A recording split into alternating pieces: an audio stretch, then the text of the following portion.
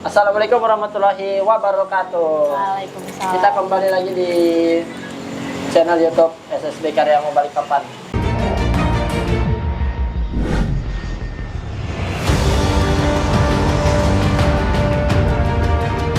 Nah, kali ini kita ngobrol-ngobrol lagi bareng Dipa. Ya, Edelweiss Aura Dipa. Kemarin itu waktu di Jakarta kita sudah ngobrol-ngobrol Ya. sedikit ya.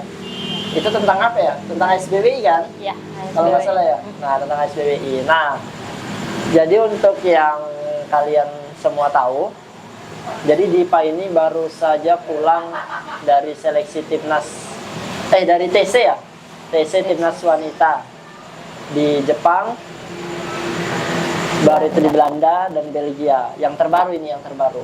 Nah, itu di timnas senior wanita.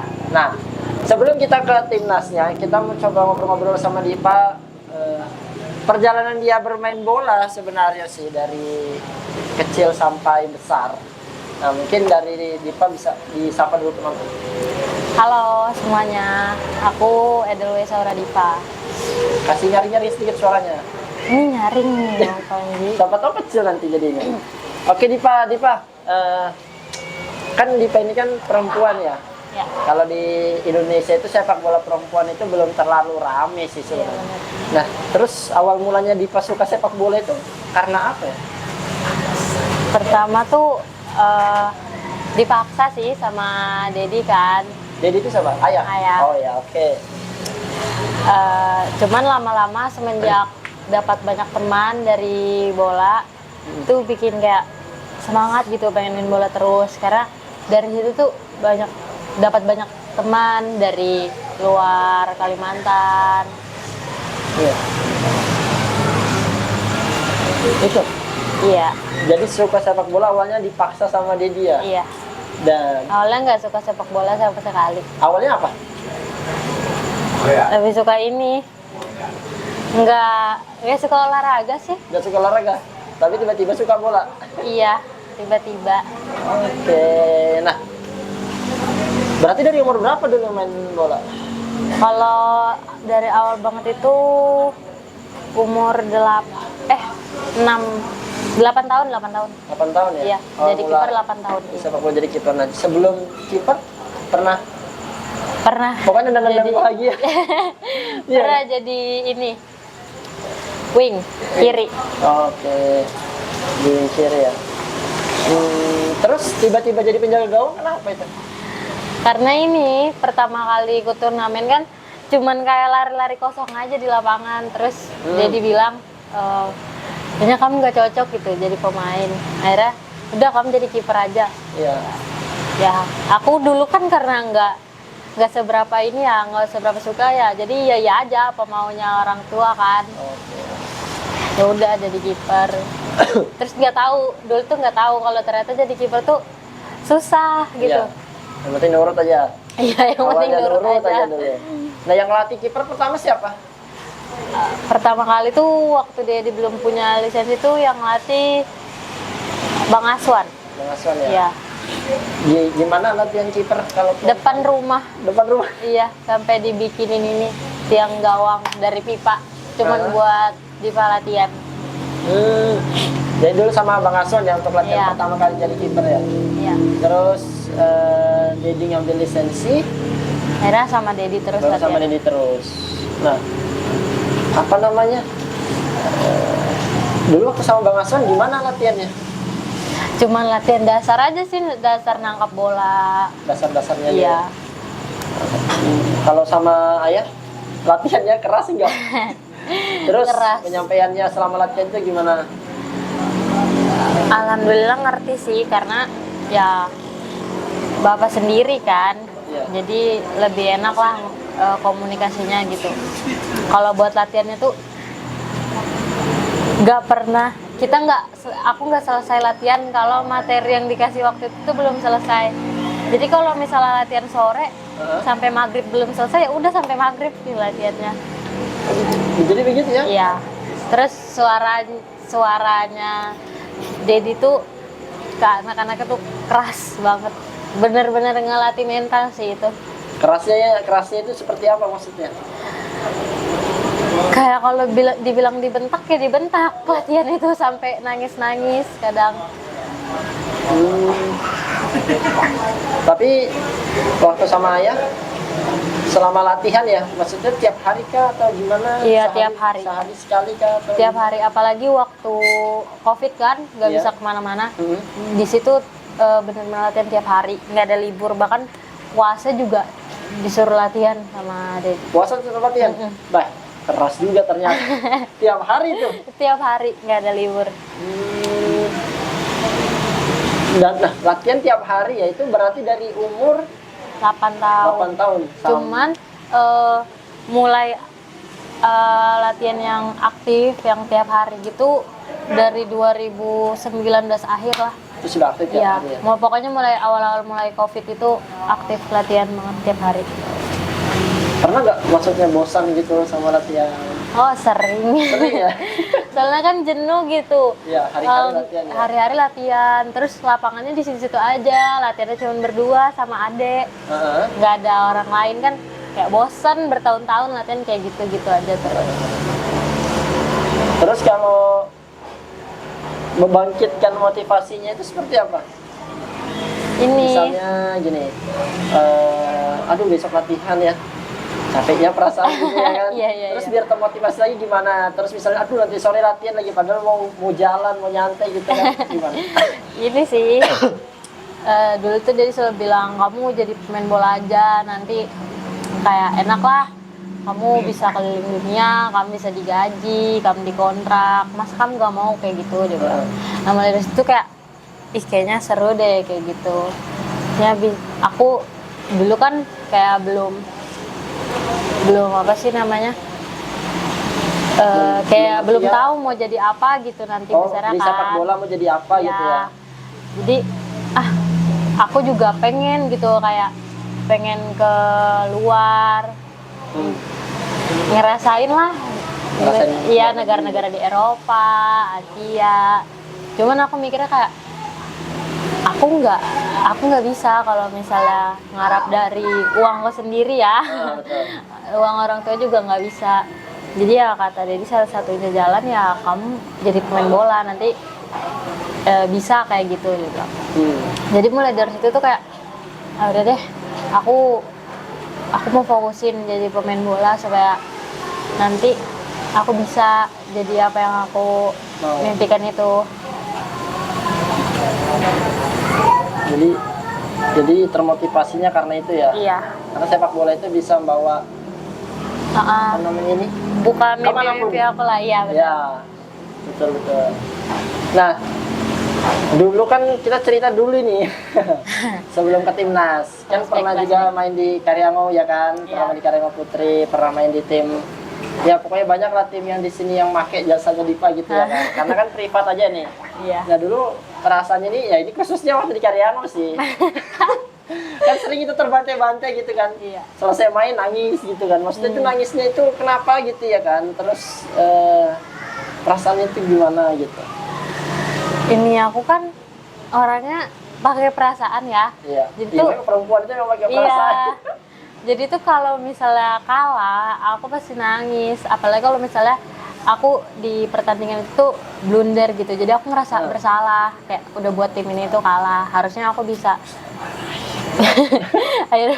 harusnya tuh aku bisa bisa nyelamatin, apalagi posisiku tuh paling belakang. Ya kalau misalnya aku lepas ya gol gitu. Iya. Aku ngerasa bersalah banget sih kalau misalnya blunder tuh. Makanya aku selalu habis pertandingan kalau tuh aku selalu nangis, selalu kayak nyalain diri sendiri gitu. Memang si wanita memang begitu. Iya. Perasaan dia pakai perasaan. Tapi kalau aku menang juga aku nangis, terharu. Oh. Iya sih, rata-rata sih mau begitu. Nah, kalau kan pernah juga tuh nyetak gol kan? Iya kan, pernah dong waktu di Karyango tuh pernah juga nyetak gol. Iya, lupa. Perasaannya itu gimana? Bisa nyetak gol padahal kiper ya kan? Kiper, iya. Padahal Gak kiper nyangka itu. sih aku kayak ini kiper tuh jarang loh bisa nyetak gol gitu. Iya. Tapi karena ini dulu tuh mainnya disuruh yang nendang-nendang di belakang tuh aku. Itu pemain di depan semua. Nah, nggak tahu itu kebetulan atau apa ya gol. Tapi aku senang sih di situ. Nah, Dipa tadi bilang mulai latihan intens itu setelah COVID ya? Pas COVID Pas ya? COVID, awal-awal COVID. Nah, pas COVID. Nah, terus ini perasaan Dipa sendiri nih. Waktu pertama kali dengar, ya kan, dapat panggilan ke timnas. Gimana perasaan? Ini dapat panggilan yang langsung berangkat atau cuman kayak disuruh persiapkan diri? Oh atau ya, itu 2 kali ya? Iya. Ya, pertama yang persiapkan diri dulu. Lalu dulu pernah ini di chat kan dari timnas minta ukuran baju, sepatu, Iya. terus disuruh bikin paspor.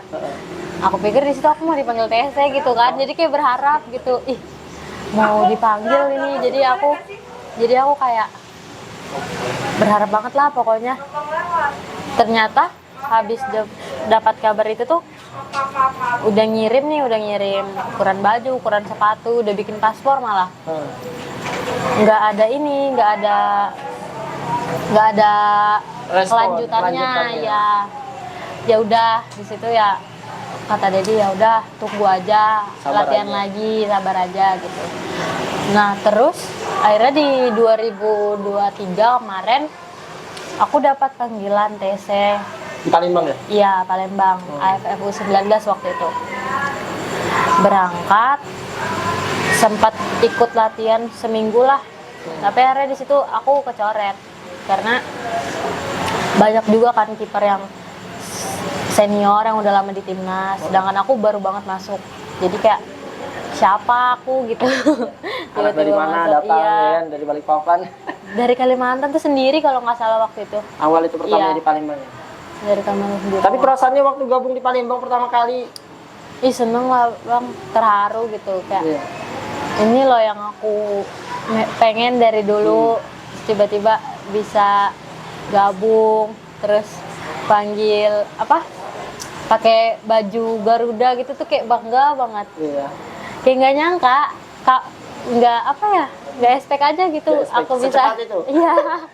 Baru berapa, hitungannya baru berapa tahun ya? Iya Latihan baru rutin, berapa tahun. tiba-tiba dipanggil di Palembang. Nah, setelah dari Palembang, Itu mulai itu sih, dari Palembang tuh mulai udah banyak kayak turnamen-turnamen cewek kayak Piala Pertiwi, Oh, iya, di sini. ASBWI itu. Jadi aku sering aktif di situ kan. terus baru dipanggil lagi ke timnas lagi ya, yang terbaru ini ya? Enggak, yang di Bali AFC. Oh, yang di Bali sempat ya? Iya. Itu sama Coach Rudieka ya? Enggak, itu udah sama Coach Mochi. Oh, sama Coach Mochi sudah itu. Awal pertama itu ya di Bali Itu itu ya? pertama kali aku benar-benar masuk ke 23 pemain di situ. Dan sempat main juga. Sempat Kalau main. nggak salah 30 menit. Oh ya, itu ada seleksi lokal dulu ya kemarin ya? Iya, itu kan sebelumnya U17 perempuan kan belum ada ya. Betul. Jadi Mochi mungkin belum lihat kualitas pemain di Indonesia kan. Jadi di situ ngadain seleksi. Aku tuh awalnya nggak dapat panggilan karena ada temen aku beberapa dari sini juga, dari Samarinda Wawon tuh kepanggil.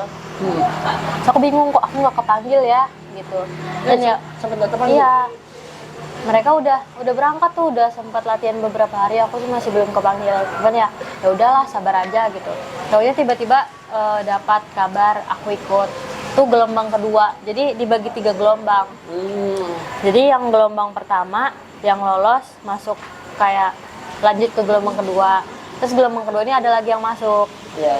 Nah di situ tuh 10 harian kalau nggak salah seleksinya. Bersambung terus ya? Nah akhirnya pas terakhir seleksi yang gelombang kedua aku lolos.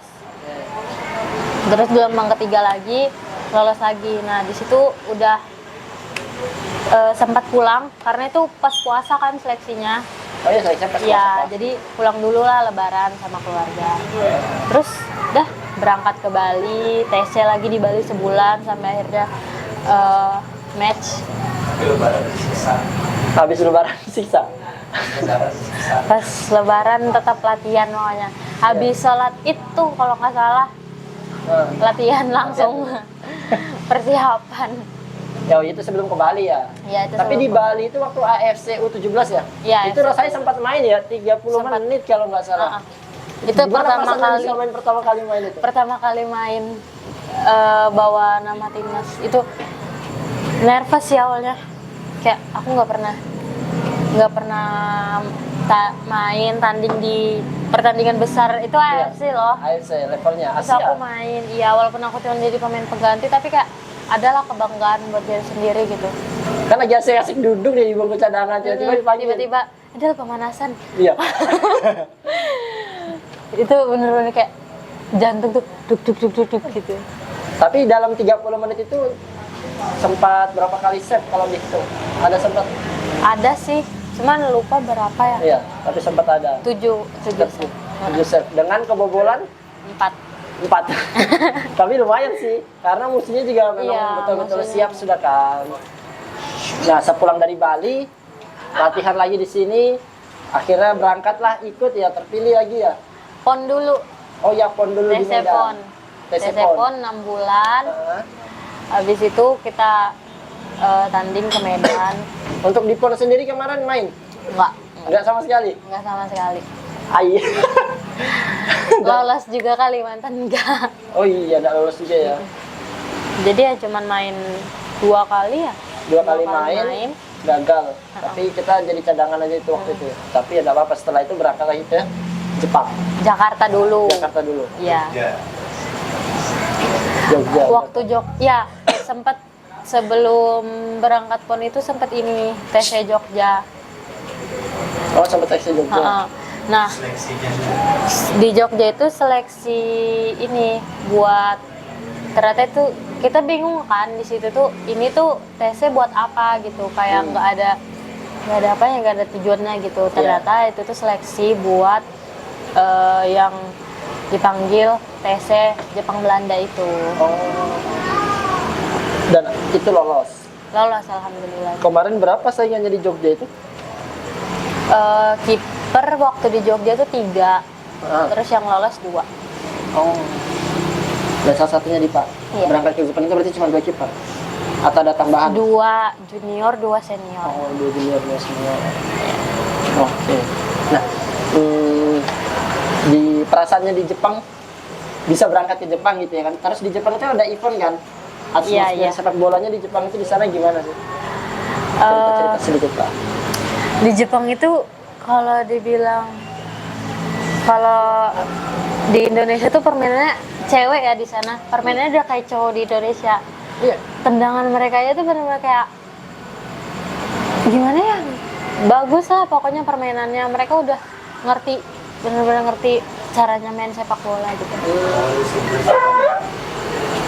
Jadi sudah macam laki-laki ya. Di sana umur 12-13 tahun aja mainnya udah kayak senior gitu. Padahal ini cuman segini-gini anaknya masih kecil-kecil. Permainannya sudah. Tapi permainannya bagus, tendangannya jauh-jauh. Jadi benar-benar maju sih sepak bola di sana.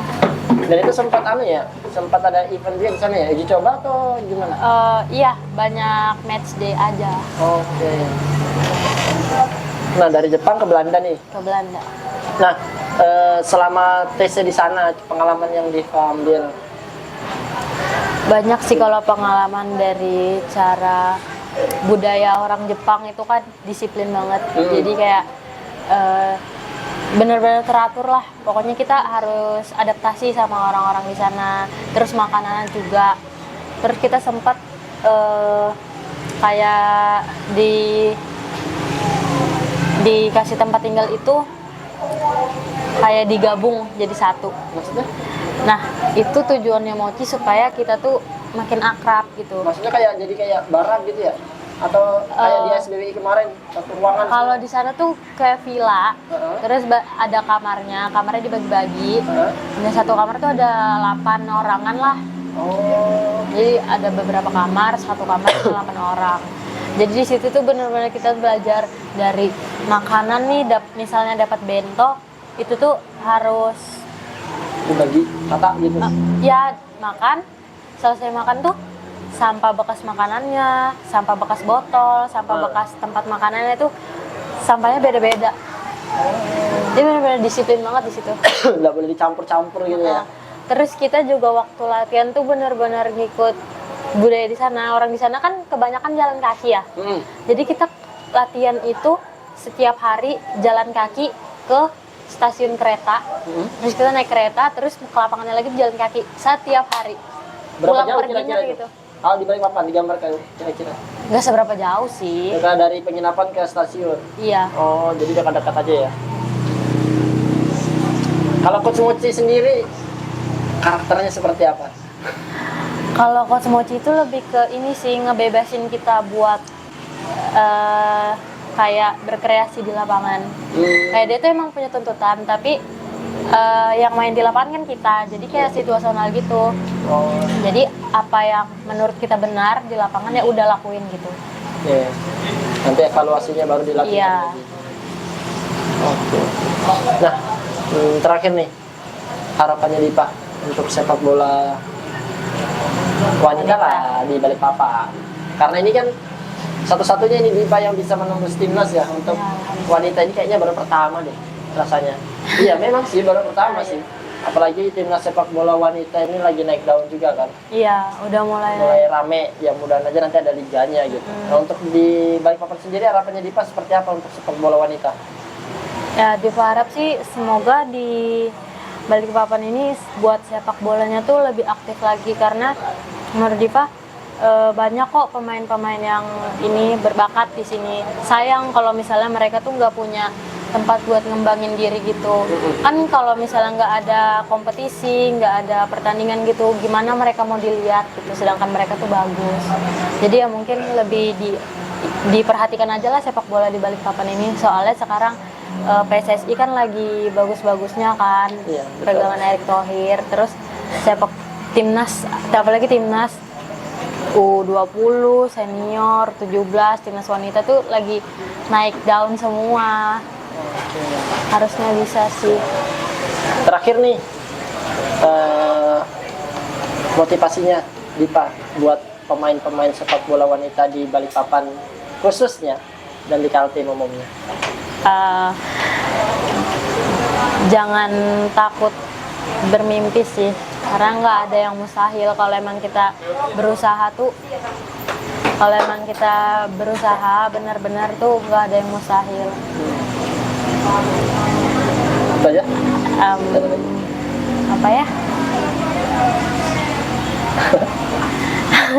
Sudah. Oke, aku mikir dulu. Lupa.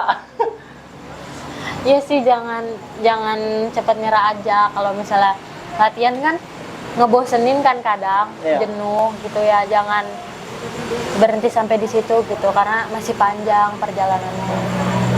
Jangan nyerah aja sih. Banyak-banyak latihan aja. Oke, siap.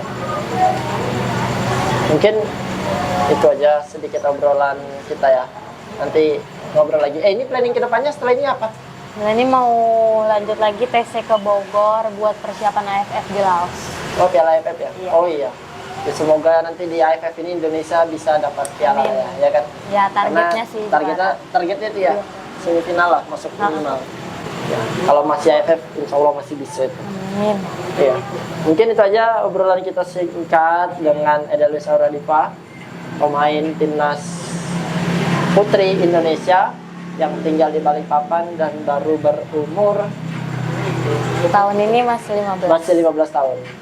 Oke, mungkin itu aja. Sekian obrolan kita yang singkat ini. Jangan lupa like, comment, and subscribe. Bye-bye. Foto dulu. Foto dulu. Nah, matikan. Tak.